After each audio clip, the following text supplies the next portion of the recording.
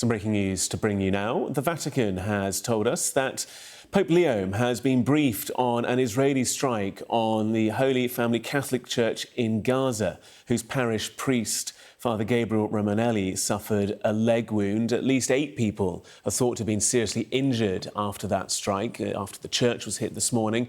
It's known to be the church that the late Pope Francis was in contact with daily ahead of his death.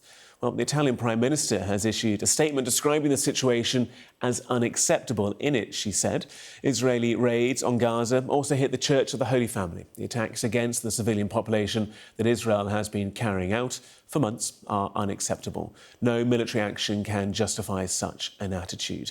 Well, Lisa Holland has this update for us now from Jerusalem. Well, first off, just a word on the impact of that strike. Initially, there had been reports of fatalities, but Vatican sources are now saying that there are 8 people who have been injured, and it is being reported that Father Gabriel Romanelli was injured in the leg.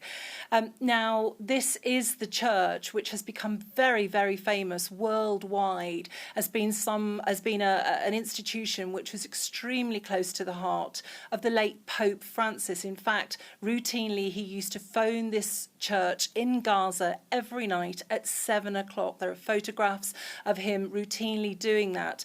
It was a great source of comfort to the church and also a great source of comfort to Pope Francis as well, that he felt that he could be directly in contact with people in Gaza and get close almost to what was going on there, to give them comfort in their suffering and also what was going on in the Gaza Strip. And Pope Francis frequently mentioned that church in his messages right up until the end of his life. It was a place that he was very, very close to indeed, the Holy Family Church in the Gaza Strip. Now, as I understand it, it's the first time that this church has been involved in any kind of incident, been involved in any kind of strike as a result of events in Gaza. The IDF, I think, are giving the sense that they have done as much as they can in terms of that they are in control of 75% of the Gaza Strip.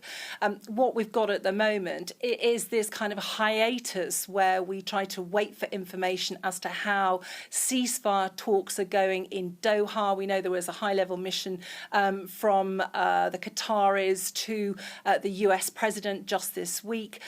There was, of course, this statement from the US President Donald Trump just a week or so ago where he felt that a ceasefire was close. We know that there is this key sticking point, which is the positions that the IDF will withdraw to.